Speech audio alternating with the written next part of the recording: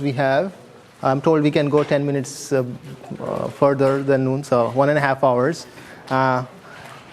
So I'm going to talk, as I was telling you, right, there are offline, so at the end of the day, the recommender problem is to do all these rank ordering computations at runtime, right? And as I was telling you, the latency constraints do not allow you to do a lot of computations at runtime. So often the strategy that is adopted is you do some computations offline, very sporadically, once a week, once a day. And then there are some near online computations which you do, maybe every 30 minutes, 15 minutes. And then finally you do some computation online, right? So I'm going to talk to you more about some offline methods first that is generally used to capture the stable characteristics, right? Like users in San Francisco liking baseball news, those kind of things. And then online models, right? So this user from San Francisco does not like this article about baseball, those kind of computations, right? If you know about it. And in many cases, you can seed your online methods by using some information from offline. So those are all the initialization methods. And finally, of course, explore, exploit. How do we do these experiments? I showed you a simple explore, exploit for most popular, but as you saw, those methods may not scale very well to very large content pool when you have to do a lot of experimentation. So how do you scale those experimentation, right? So let's begin with the scoring methods. So first, let's talk about classical methods. So first of all, a lot of this stuff would be covered in Javier's tutorial. So I'm going to go through them very quickly because you'll hear a lot about them in that tutorial. I'm going to focus more on the other part of the methods, right? So this problem is clear. Users visiting a website and you have a bunch of items and you show them and you get response and then you predict. Based on these responses, you have to predict the other entries in your matrix, right? So this is the input to most of these systems. What you know about the items. Let's call them item features, right? The keywords, if it is an article, you know all the keywords. You can represent them as a feature vector. And then, if you know the topic of the articles and so on and so forth. How many of you are machine learners here?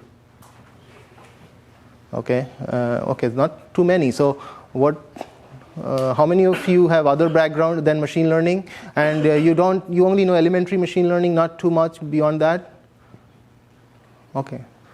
So it seems like there is a intersection that knows something in between, or they are too shy to admit they know a lot. But anyways, okay. So if you find that I'm saying something which is too advanced or too dumb, too preliminary, just raise your hand, and I'm going to either go fast or slow down. Okay, right? So then you have users. So you also have a user features, right? So for LinkedIn, for instance, we know all the information about the user from their profile. We see who they interacted with in the past, so all the social network.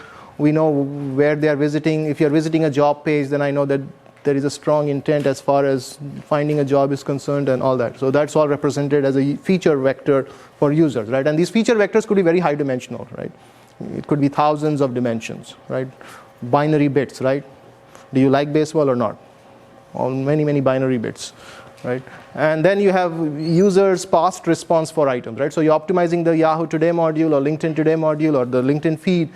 You have seen users have visited in the past and they've seen items and you've seen how they've interacted. Did they click on it or not, right? Those kind of information is all captured in that vector Y, right?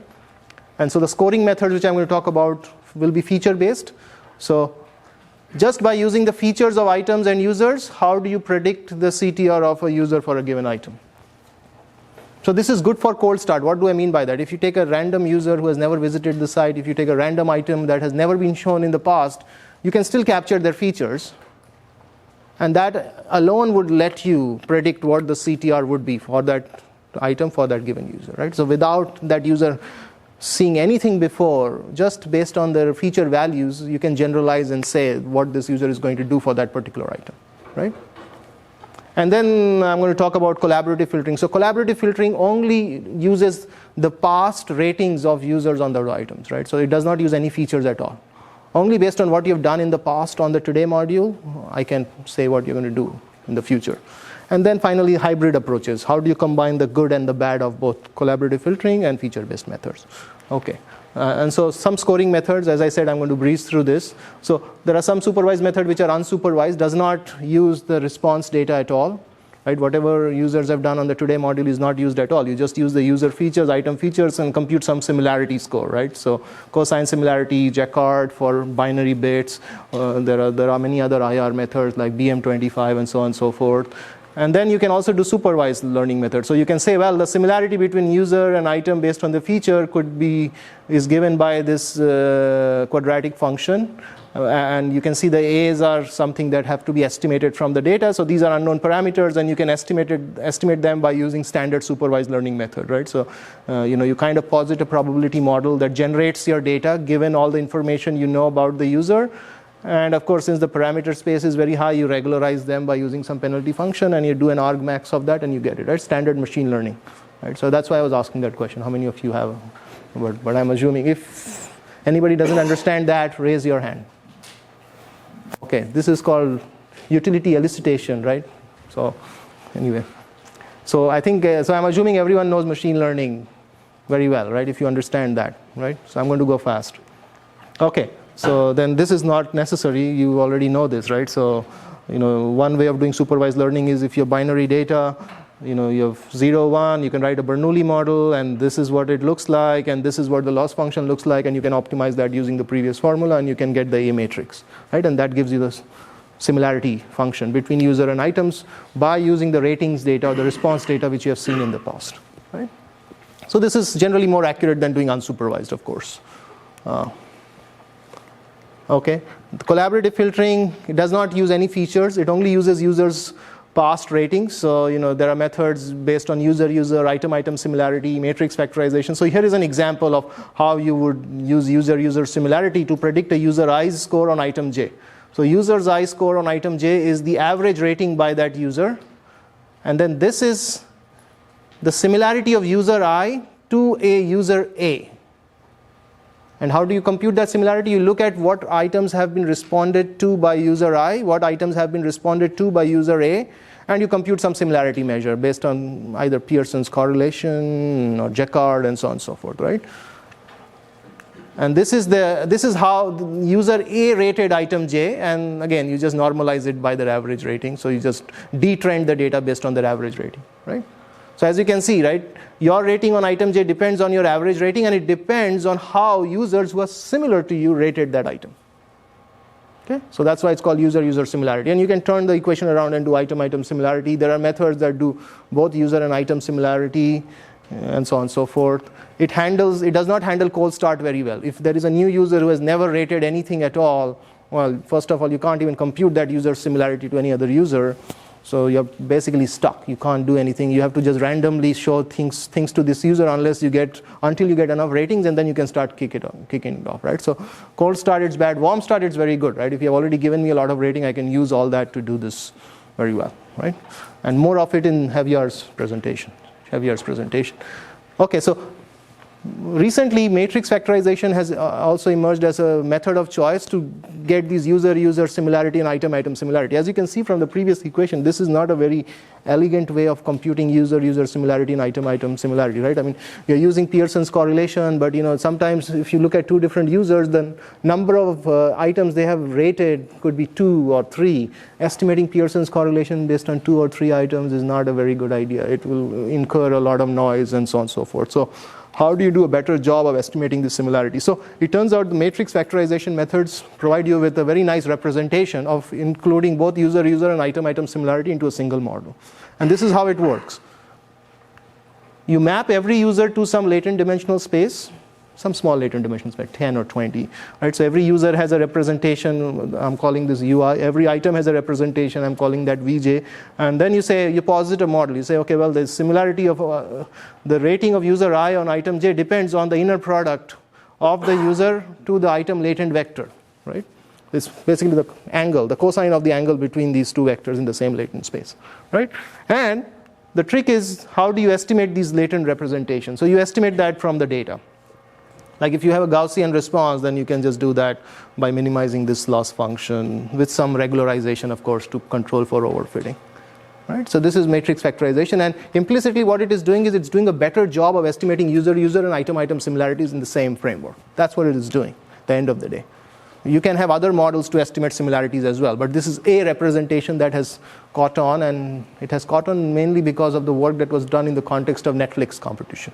These methods were extremely successful there compared to the traditional methods, right? But again, more of it later in the other tutorial. And then there are hybrid approaches, right? So you know that collaborative filtering is, oh yeah.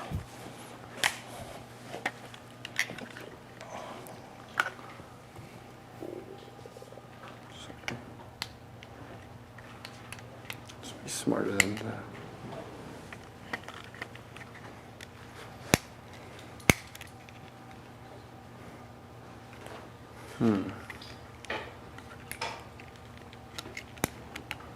Okay, maybe I can keep talking, huh?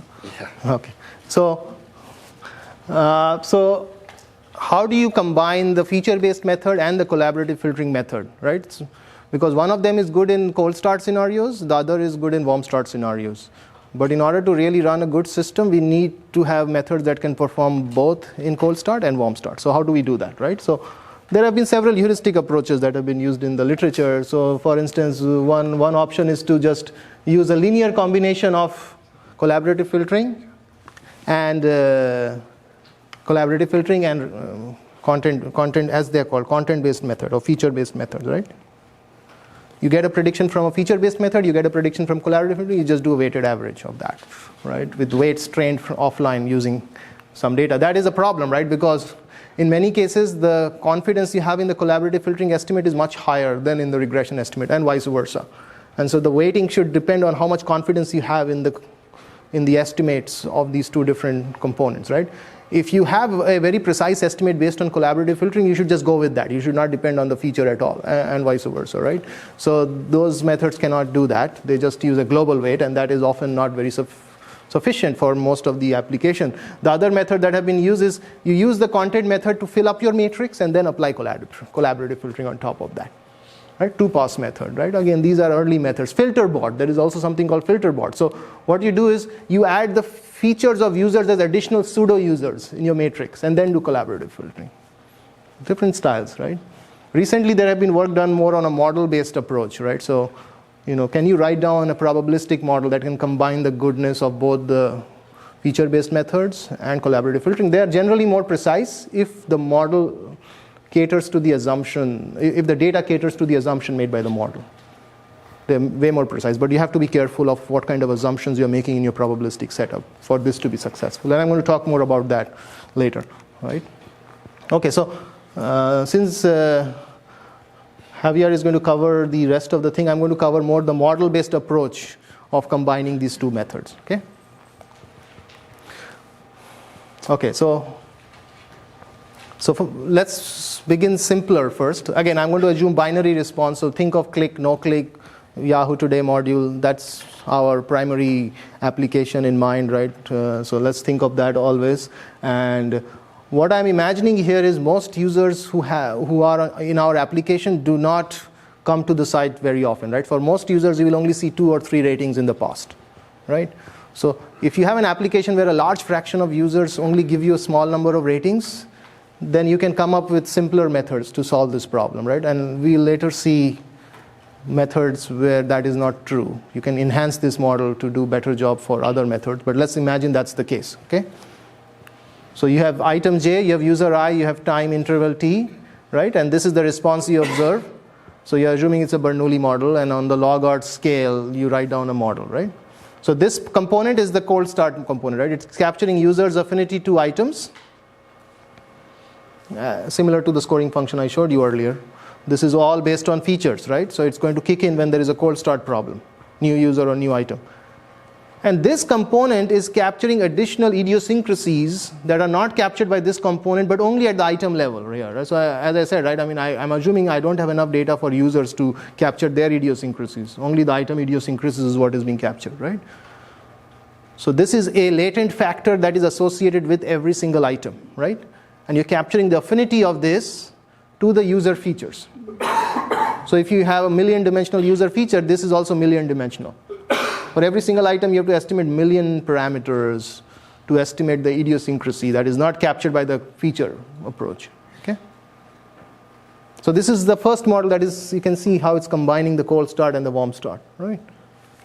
But only on the item side, right? So these are item-specific parameters, and now if you have million user features, you can't estimate million parameters for each item, right? So there has to be a way of reducing the dimension. So what you assume is you say, well, I'm going to project those million dimensional features per item into something like this. So I'm going to take V and I'm going to write it as some global matrix B times theta, right?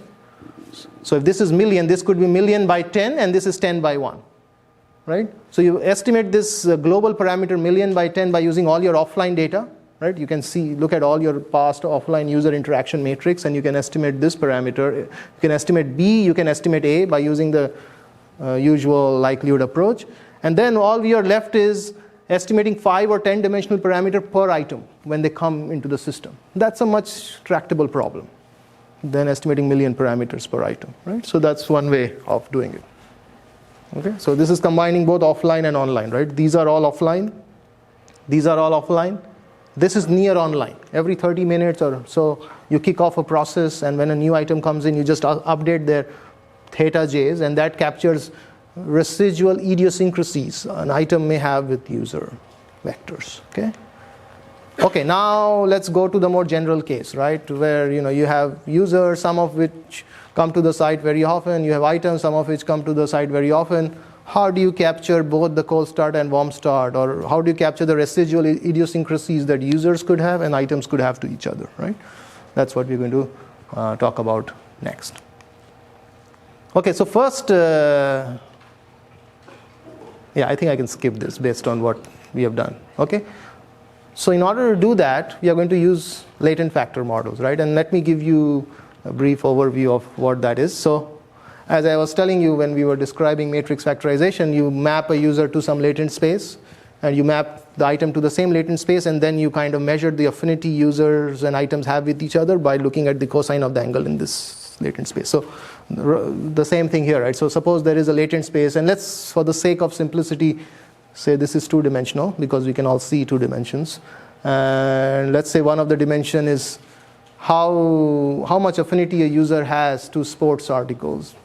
The other dimension is how much affinity the user has with news kind of articles, right? I mean, I'm just labeling them arbitrarily. They may not mean the same thing when you get an estimate, right? And so when a user comes in, for every user looking at all their data in the past, you have to map them to some point in this two-dimensional space, right? So for instance, this user, well, he not that newsy, but kind of sportsy, right?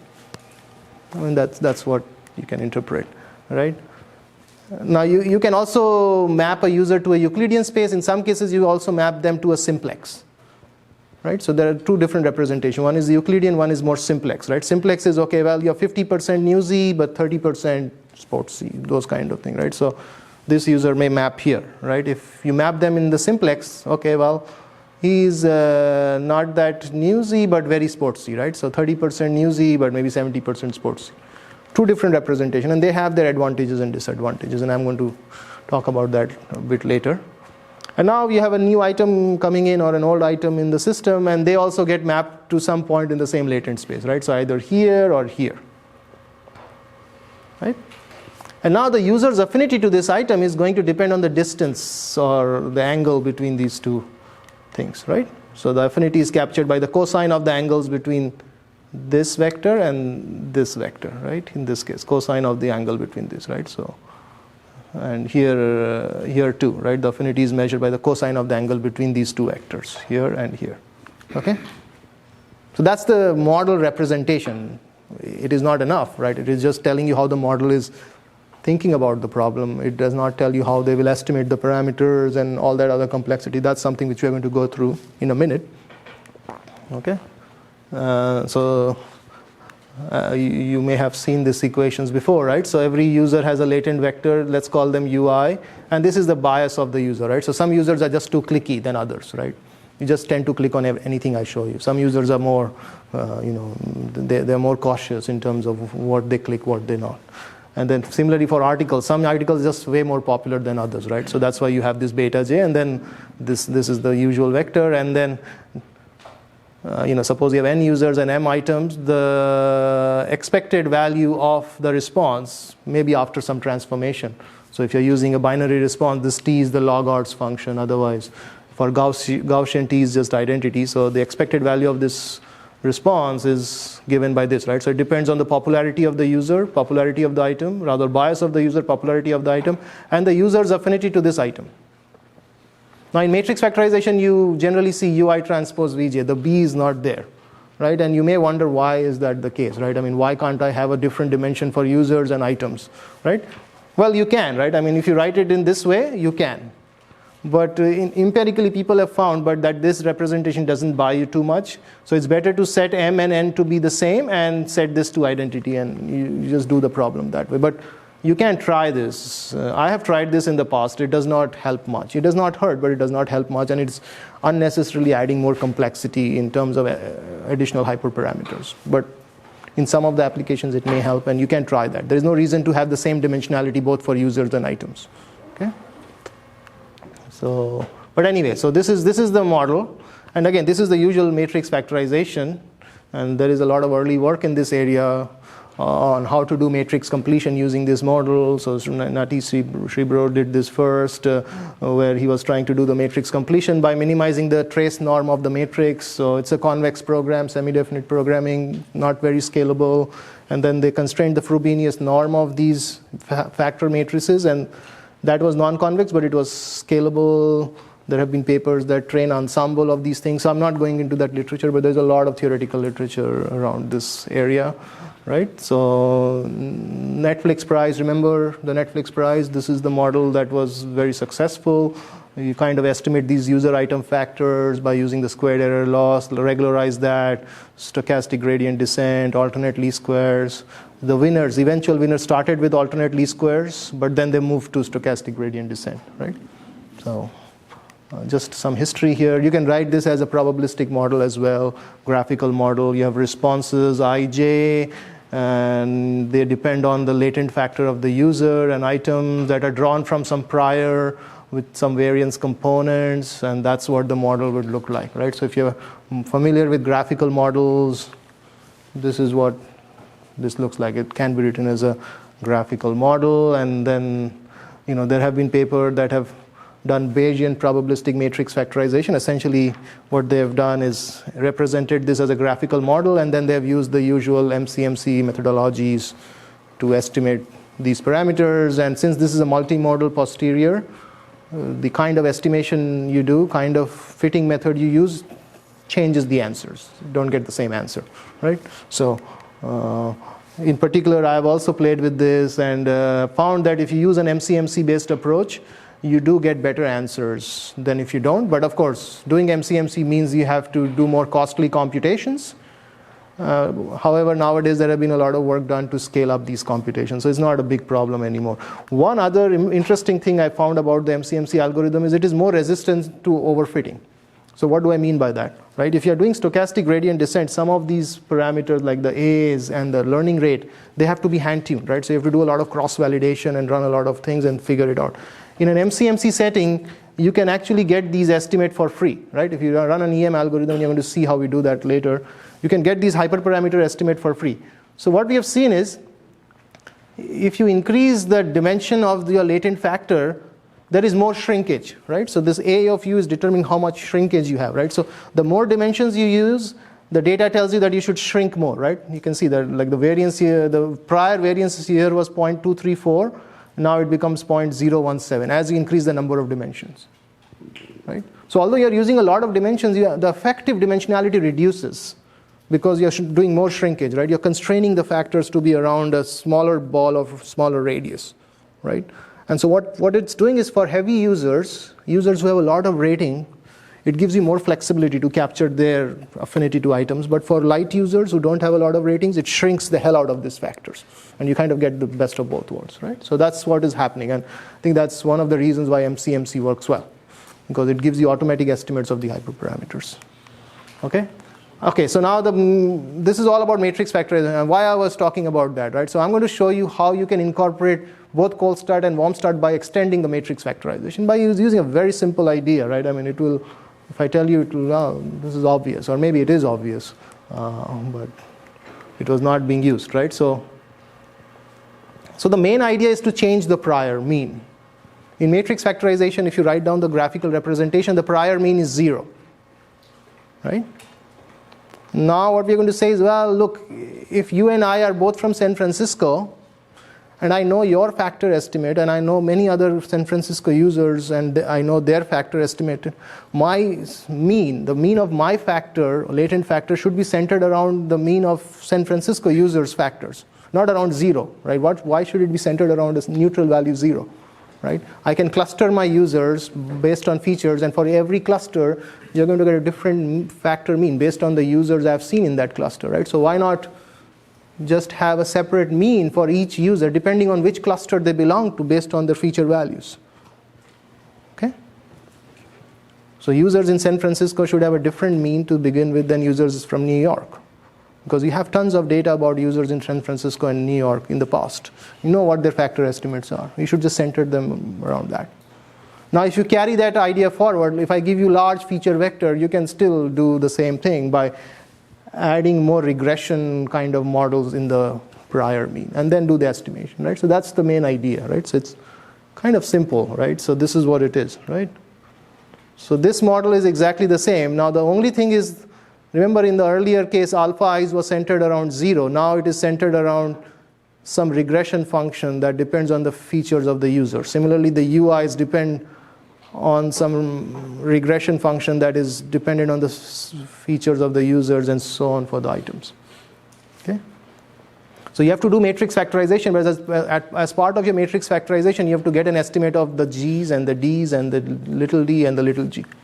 Right? And so if you have a new user, their factor estimates are no longer 0 anymore, right? Their factor estimates would be given by this function of the user features. That's how you're dealing with the cold start problem. If I don't know anything about you, your factor estimate will depend on the features you have. If I know a lot about you, then your factor estimate would be similar to what you get out of matrix factorization, right? That's the main idea. Okay, so this is what the graphical model looks like. Okay, right? So earlier you saw that these were drawn from a prior with mean 0. Now you have these additional g's and d's hanging out, right? And that's what has to be estimated, right? Okay.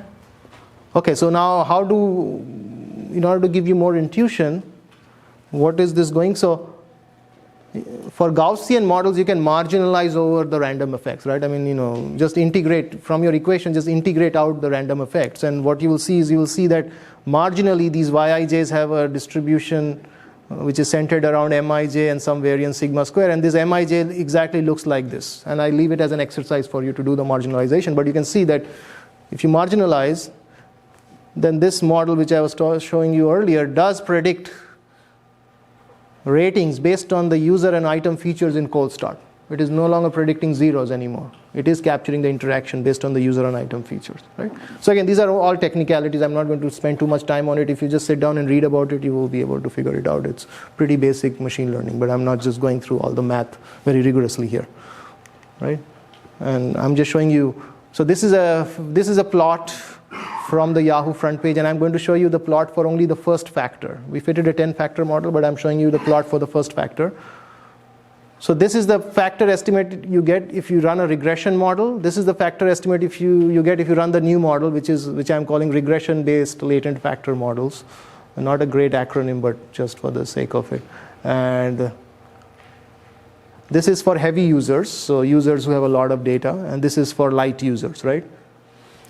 So this is what you will get for the heavy users. This is what you get if you don't use the features in the regression, right? So for heavy users, you can see that even if you use the features, it gives you very different factor estimates than the zero mean or matrix factorization approaches. That's because different users have different degrees of heaviness. Someone have rated 10 movies, someone has rated hundreds movies, right? So the estimates are expected to be different. But this is the main thing, right? For light users who have not given you any rating, the new model pretty much is very similar to what you will get from a regression model, right?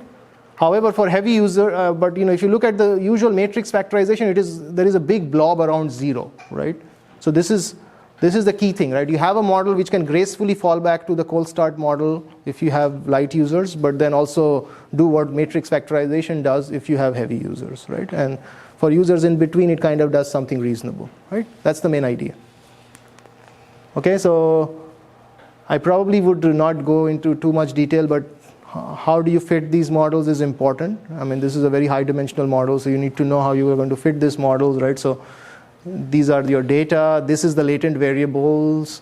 These are the hyperparameters, and then the model is what is the generating mechanism of y given the latent variables and hyperparameters, and how are the latent variables generated given this, and you want to output the mode of this distribution, right? And the way it is done is you run an EM algorithm, you get an estimate of the hyperparameters, and then you use a plug-in estimate, right? So usual stuff. In this case, these are the latent parameters. All the alphas and all the betas, all the u's and all the v's are latent parameters.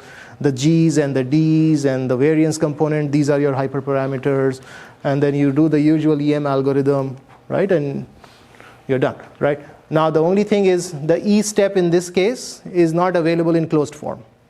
If you look at the E step, it's not available in closed form.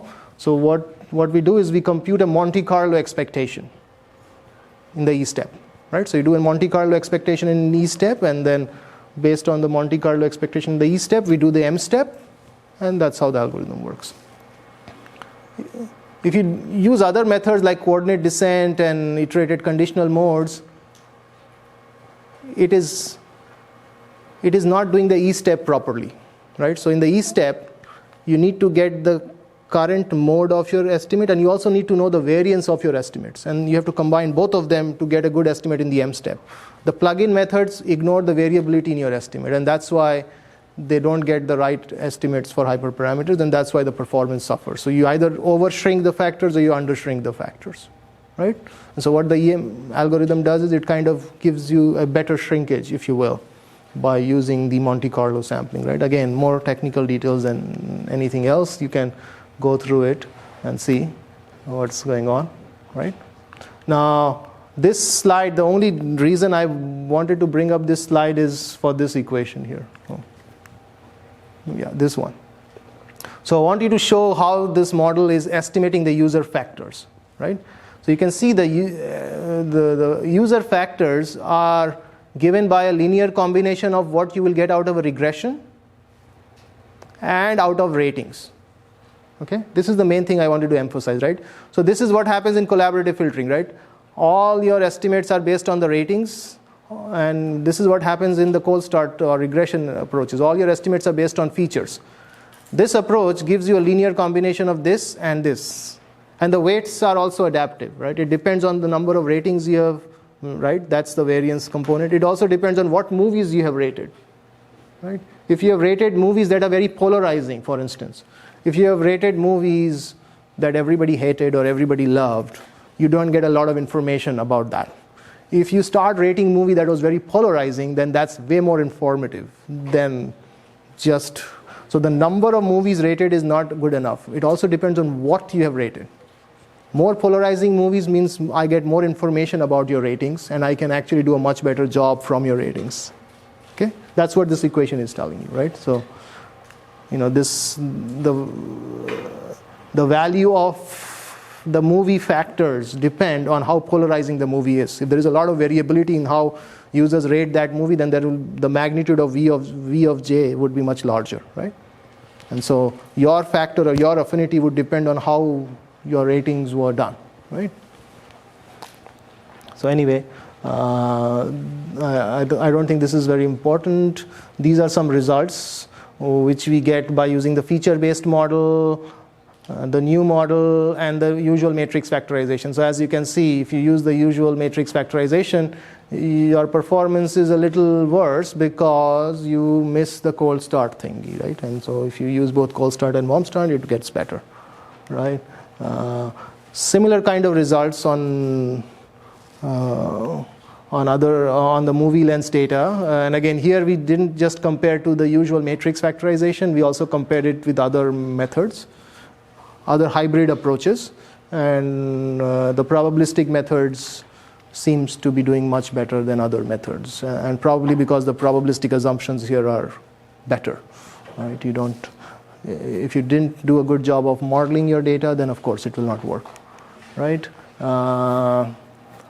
Again, we ran experiments on the Yahoo front page data, and again we see the same kind of behavior. Again, the new method is better because there are a lot of cold start in Yahoo front page, as you can imagine. A lot of users visiting only 2 or 3 times in a month, so it matters a lot, and the ROC curves kind of reflect that.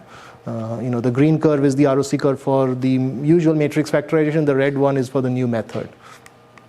Right? There are many other related approaches to this, and here are a list of papers. You can read about it if you are really interested in this area. I will not go into the details of these papers, but this is more for your reference than anything else. Okay, so this was more about combining cold start and warm start within the matrix factorization framework, which I believe you all are very familiar with. It's a model that has become very popular in recent times, and so the advantage is you can use the existing softwares you have and add a few components to that, and it will all start working very well, and you don't have to create a new model out of it, right? Now I'm going to show you another factorization approach. This is more on the simplex, right? So how many of you have heard about LDA? Okay, so everybody knows about LDA, right? So LDA is a very good clustering model for clustering discrete data, like documents, right? If you have documents and a bunch of words, how do you do something which is equivalent to k-means, for instance, right? So LDA is a very good model to do that, as you have all seen. Now, what I'm going to talk about here is what is called factorized LDA. So if you are in a recommender setting and you have documents to recommend, let's say, right? Suppose I want to recommend documents to different users. What is a naive approach? You will take the documents, you run an LDA, right? And that LDA is going to give you topical representation for each document. And then you can use them as features in your machine learning models and do it. Right? That's one way of doing it. Now, what if I change the problem a little bit? What if I tell you, hey, why should you do an unsupervised LDA to predict your ratings? Can I come up with LDA topics that is learned in a supervised fashion? So if I have a document and if I know ratings given by users to that document, maybe those ratings provide you additional metadata to come up with better topical distribution. Can I actually do that? Right? That's really the main idea here. Don't just cluster the document based on the semantic knowledge you have. Also use the rating given by users as additional signals to even change the LDA topics you get out of it. Okay? So and again, the idea is not very, it's pretty straightforward once you do it, but it works in practice, right? So just to set notations, SIK are the user factors, just as you had UIs in the previous, I'm calling it SIK because now we are, the item factors would be on the simplex, right? So just to make sure that, we are talking about the simplex problem, I'm calling it SIK. But this is very similar to the UIs I had in the previous model, right? So this is user's affinity to topic K, right? So this is the LDA topic vector you are going to get for document J in the kth topic, right? That's what you do in LDA, right? You take a document, you take a word, you generate the topic for that particular word. You keep doing that for every single word in a document, and you then average out these topical representation, and you get an average document multinomial probability in topic 1, topic 2, topic 3, and so on and so forth, right? So what this model is doing is it's saying, well, how a user I rates an item J depends on the user's affinity to that particular topic, which is still not learned yet. It is just a representation, right? Okay? Okay? So, if you have an old item, then these topics are already learned from your model. If you have new item, then you have to predict these topics as the document comes in online, right? Right? And as I was telling you, the trick here is how do I learn the topical distribution of documents by using both the semantics as well as the ratings, right? That's really the crux of the problem, right? And again, this is just going through the LDA topic. So since all of you know here what LDA is, I'm just going to pretty much use it to set notations in case you are using a different notation, right? So for each topic K, you draw a word distribution, right? Right. So that's for topic 1. This is the topic by, this is the word by topic matrix, which you're probably using, in all your work. Oh, yeah. So topic 1, these are the words. This is the distribution of words for topic 1, distribution of words for topic K, and so on and so forth. Right. For each item I, for each item J, you draw a topic distribution. Item is a document here, right? You draw something from a topic distribution vector, right? And then you sample the per word topic for that document, right? From that vector, right? And that's how you generate the word, right? So this is the generating mechanism in LDA, right? That's how you generate documents, right? So just a quick recap, right? And then, you can, yeah. That's fine, right? Okay? This is the usual LDA. Right? Right? Right? So you draw the per word topic, right? And then you generate the words by using the word topic distribution matrix, right? This is how you generate the whole document set, right? And again, these are observed. These are all latent, right? The Z's are all latent. These are unknown parameters. These are unknown parameters. This is what is observed, right? This is your data in LDA. The words you observe in document is your data. Everything else is something that gets estimated from the data, right? Okay. And again, the usual way of estimating the parameters is by using the EM and Gibbs sampling. And whenever you have new item, you kind of infer about the topic by using the prior parameters that you have learned in the training phase, right? Okay, so this is the main thing here, right? So the main thing here is you still assume that every document has a topic representation, right? Given by the LDA, right? But these topics also show up in the response equation, right? So if you're doing an LDA, this is where you stop, right? This is how you train the whole model. But now, the per document topics which you have in LDA also are binded to the response vector in this equation. Okay? And so the LDA topic assignment now will change because it is supervised both by using the words as well as the response. And I'll show you in a minute. Again, let's forget about these equations. These are all fitting methods, but this is how it changes, right? So if you're doing the LDA, this is the fundamental equation, right? The probability of a word in the NET document getting assigned to topic K, it is given by this particular equation, right? And that's how you do your sampler, right, in LDA. Now what this model does is, because that Z's appear in the response equation as well, it tilts this equation by adding this particular thing, right? So it also says, well, I want to assign the topic to topic K, not just based on the semantic information, but also I want to make sure that I assign it in a way so that it is going to increase my probability of observing what I observed for that particular document, right? So if you're running an LDA sampler today, everything else remains exactly the same. The only thing you have to do is just go into your code and just change this, and then it will all work. Right? And this is very natural too, right?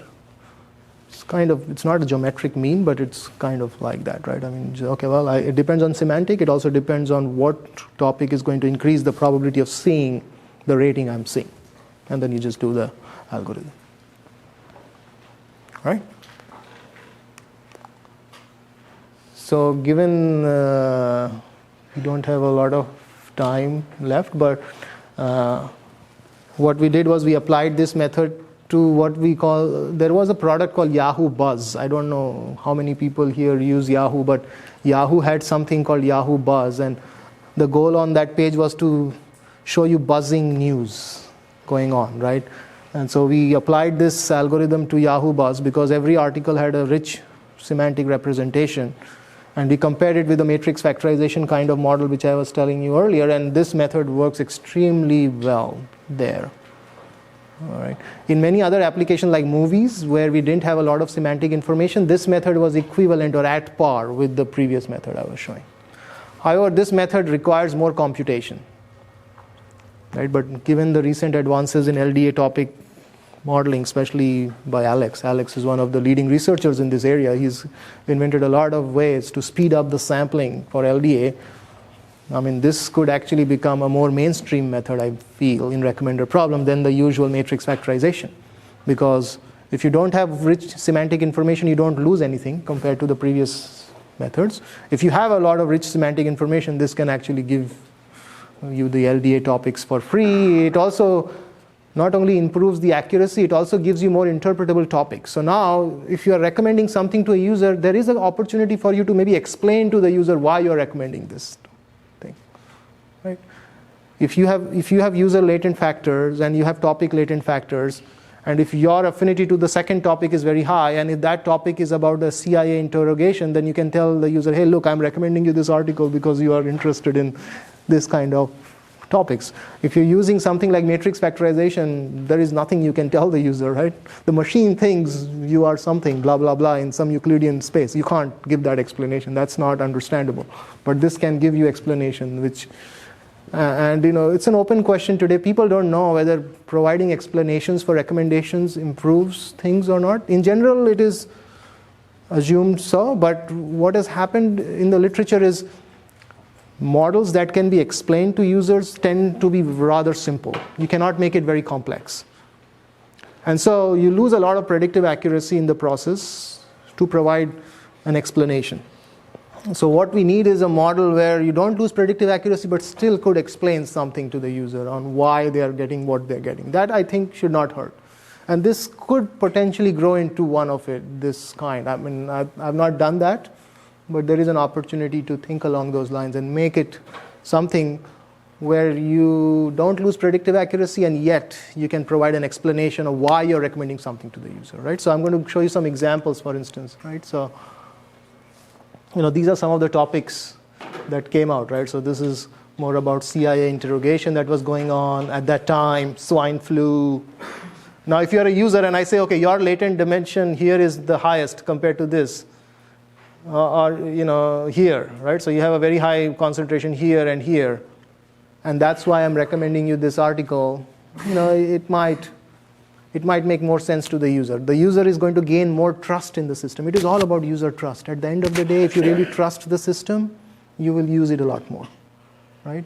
And one way to gain trust is not being black boxy about it, just telling the user why you are recommending something, right? But again, a lot of work needs to be done here. What happens if you give the wrong explanation? That might actually hurt you more than help you, right? So these are the kind of issues one has to think through. But I think the main reason I wanted to talk about this method was because of this aspect, not because it's a new machine learning method. Yeah, there are many new machine learning methods. It is more about, can we make the recommendations more explainable to the users, right? And this is just the starting point. I think I'll encourage you to think about this problem more because it could be huge. When you put these things in the UI, it can really help things out. We have run some experiments, simple experiments at LinkedIn where we add an explanation versus not add an explanation for some simple recommendation. Adding an explanation helps a lot. It does boost the result quite a bit. Yeah. The topics, how often do you re-sample them, or where do you get them?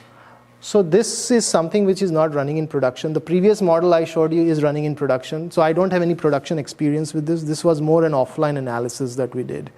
And just as in all research areas, you take a bunch of data set and you run it once and you get the result. So just to be honest, I have not run this in production at all. This is just an idea at this stage. It seems to work. I can tell you what we did in the previous one, how often and all. So in the previous one, what we did was we used to estimate the user factors once a day, and the item factors are something which we used to update every 10 minutes.